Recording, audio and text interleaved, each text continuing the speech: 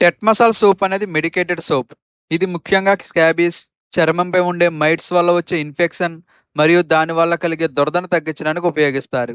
ఇందులో మోనోసల్ఫిరం 5% ఉంటుంది. ఇది చర్మంపై ఉండే స్కాబీస్ మైట్స్ నాశనం చేయడంలో సహాయపడుతుంది. మోనోసల్ఫిరం ఒక యాంటీ స్కాబీస్ ఏజెంట్. ఇది స్కాబీస్కు కారణమయ్యే సార్కోప్టెస్ స్కాబీ అనే సూక్ష్మ మైట్స్ను చంపి ఇన్ఫెక్షన్ను తగ్గిస్తుంది. దీనివల్ల తీవ్రమైన దురద, చర్మంపై వచ్చే దద్దుర్లు మరియు చికాకు క్రమంగా తగ్గుతాయి.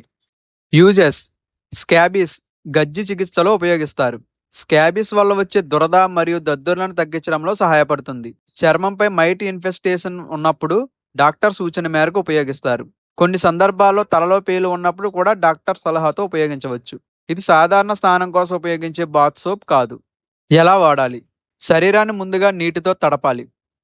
టెట్మసాల్ సోప్తో బాగా నురుగు వచ్చేలా ప్రభావిత ప్రాంతంతో పాటు శరీరానికి రాయాలి. నురుగును 5-10 నిమిషాలు అలాగే ఉంచి తర్వాత శుభ్రమైన నీటితో కడగాలి. డాక్టర్ సూచించిన రోజుల వరకు మాత్రమే ఉపయోగించాలి. సైడ్ ఎఫెక్ట్స్: చర్మం పొడిబారవచ్చు, స్వల్ప మంట లేదా చిరాకు రావచ్చు, ఎర్రబడడం రావచ్చు, చర్మం పొట్టు ఊడవచ్చు, అరుదుగా ఎలర్జీ రావచ్చు. లక్షణాలు ఎక్కువైతే వెంటనే డాక్టర్ను సంప్రదించండి. ప్రికాషన్స్: ఇది బయటకు మాత్రమే ఉపయోగించాలి. కళ్ళలో, నోటిలో లేదా ముక్కులో పడకుండా జాగ్రత్త పడాలి. గాయాలపై లేదా తీవ్రమైన దెబ్బలున్న చర్మంపై డాక్టర్ సలహా లేకుండా ఉపయోగించకండి. వాడిన తర్వాత చేతులు శుభ్రంగా కడుక్కోవాలి. స్కాబీస్ పూర్తిగా తగ్గాలంటే వ్యక్తిగత పరిశుభ్రత కూడా చాలా ముఖ్యం.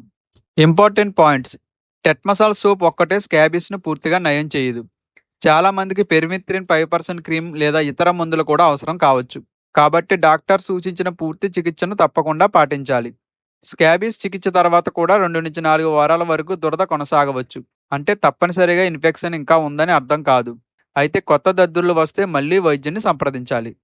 ఈ వీడియో ఆరోగ్య అవగాహన కోసం మాత్రమే. మందులెప్పుడు డాక్టర్ సూచించిన విధంగానే వాడండి.